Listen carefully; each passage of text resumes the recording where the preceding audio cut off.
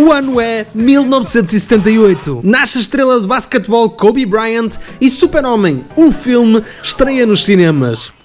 O mundo inteiro enfrenta uma crise de petróleo e a indústria automóvel tenta arranjar formas de contrariar essa tendência.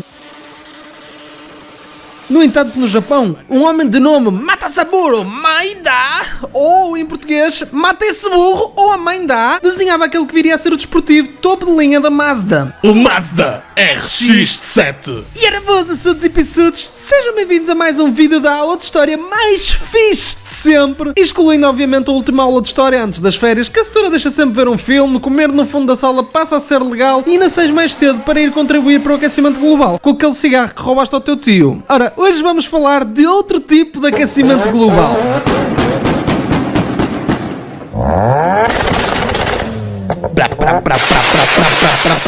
Agarrem nesses Doritos, pois temos muito para conversar. E antes de chegarmos ao motor, temos de tirar o elefante da sala. Não és tu, volta aqui. As linhas da primeira geração da RX-7 UFB nascem baseadas no pequeno Lotus Elan. A essência, afinal de contas, deveria ser a mesma do pequeno desportivo inglês. Por isso, a Mazda requisitara a equipa de engenheiros encarregue do seu novo desportivo alguns objetivos. Tinha de ter baixa cilindrada, a fim de apelar à compra no mercado japonês, pois os impostos eram baseados no deslocamento do motor. E nós cá em Portugal bem sabemos como funciona pagar com base na cilindrada. Tinha de ser competitivo com os melhores desportivos da concorrência, nomeadamente o Toyota Celica Supra, o Porsche 924 e 911 Turbo,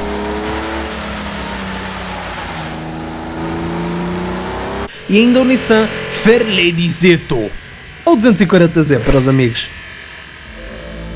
E claro, tudo isto mantendo o baixo custo de produção e venda. Para além de tudo isto, como disse na introdução do vídeo, o mundo passava por uma crise de petróleo, ou seja, o RX-7 com a sua baixa cilindrada era uma ótima solução para a crise. Mas tu és tolo ou tá de origem? Então alguma vez o RX-7 é económico?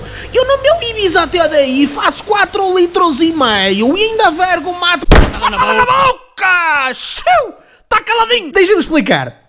Estamos nos finais dos anos 70, inícios de 80, mas a América ainda vive de modelos como o Pontiac Trans Am, Mustang, Camaro ou o super desportivo, o Corvette. Tendo em conta que grande parte do mercado automóvel focava no público americano, qualquer coisa que não fosse um 5000 V8 era bastante económico, ok? Além disso, a Mazda já tinha dado cartas dos seus motores Rotary com o Mazda Cosmo ou o RX-3, aos quais o mundo não havia ficado indiferente. Para quem não sabe, os motores Rotary, ou o seu nome técnico, Wankel, inspirado no nome do próprio criador, Felix Wankel, são motores de combustão rotativos. Muito resumidamente, trata-se de um Dorito que roda sobre uma câmara de combustão oval. Porém, ao contrário do motor convencional, o pistão triangular tem em cada uma das suas faces uma fase diferente a acontecer em simultâneo, produzindo assim uma resposta de acelerador muito espontânea e alegre.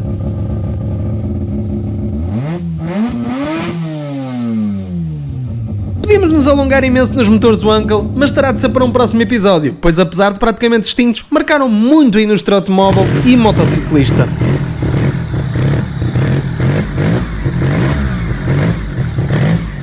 Por todos os objetivos impostos pela Mazda, o RX-7 foi um sucesso nas vendas, atingindo o mercado americano em cerca de 90% da produção total da primeira série. Porém, não só na América se fez ouvir o seu sucesso. O mundo do desporto automóvel ficou marcado desde as 24 horas de Le Mans ao Grupo BR de Rally, principalmente pela melodia que o RX-7 oferecia aos espectadores do desporto automóvel. Antes de desaparecer do mercado, o FB recebeu uma versão turbo sem intercooler semelhante à do seu antepassado, o Mazda Cosmo. Em 1985, o FB dá lugar ao FC, e desta vez a Mazda largou as inspirações britânicas. O design do FC era uma adaptação do rival Porsche 924, que na opinião da maioria da crítica, e sinceramente também na minha, era superior às linhas do alemão de 1976. Mas eu sou suspeito, pois o RX-7 FC é um dos meus carros de sonho, que infelizmente já perdi mais do que um bom negócio, mas deixem aí nos comentários qual o melhor design para vocês, Porsche 924 ou RX-7 FC.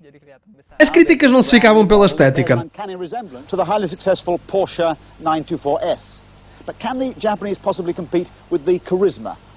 A segunda geração recebeu upgrades a todos os níveis. Por exemplo, o seu eixo traseiro passa a ter braços independentes, travões de disco às 4 rodas passam a ser standard e novos extras como LSD, suspensão eletrónica e viragem às 4 rodas passam a estar disponíveis para algumas versões do nipónico. Initial D. Pois é, se conhece o anime japonês Initial D, Sabes que o UFC é o carro do líder dos Red Suns, Ryusuke Takashi, sendo o Cometa Branco um Savannah RX-7 Turbo 2, e já te deves ter apercebido, o UFC já tinha alguma variedade de versões, algo muito típico dos carros japoneses nas décadas de 80 a 90. Desde o modelo convertível à edição de 100 anos, o RX-7 fez bastante sucesso nas estradas e vendas, porém desta vez a Mazda não apostou muito neste modelo para a competição. No entanto, ainda hoje em dia vemos o seu chassi a ser aproveitado para projetos de drift, muito embora não seja o carro de eleição para a elite da modalidade, mas lá que manda uma pinta desgraçada, isso manda. Por fim, o mais esperado pela maioria dos melringos que assistem a este vídeo. O RX-7 FD nasce em 1991 e, como sempre, o irmão mais novo é o mais bonito. Beijinho, mana! O FD nasce numa era muito mais evoluída mecanicamente falando, e ao passo que o seu ano passado produzia cerca de 200 cavalos na versão turbo, o RX-7 FD vem com 255 cavalos. No entanto, o que é importante agora é explicar-vos que o RX-7 FD equipa 2 turbos de fábrica. O sistema de biturbo sequencial foi o primeiro a sair do mercado japonês para o mundo e era a resposta japonesa ao problema do turbo lag. O primeiro turbo entrava com 0,69 bars às 1800 rotações e até às 4000, quando o seu segundo turbo mantinha essa pressão até ao headline do motor rotativo.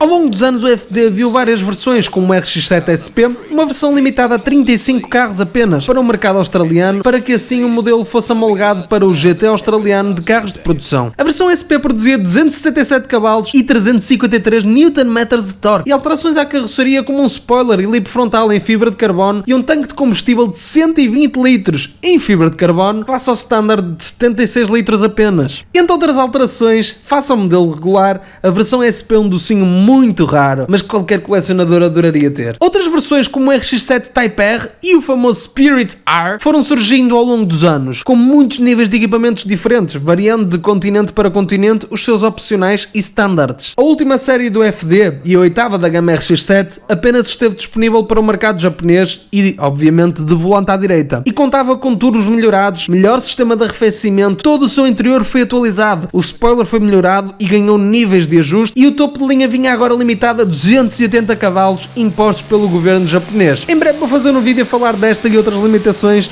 da indústria japonesa. A produção do RX-7 termina infelizmente em 2002, dando lugar ao seu sucessor, o RX-8, que aos olhos da crítica não foi o merecedor do legado do irmão mais velho. Porém, na minha opinião, são dois incríveis marcos da história japonesa. Infelizmente, até os dias de hoje, a Mazda não desenvolveu mais nenhum motor rotativo.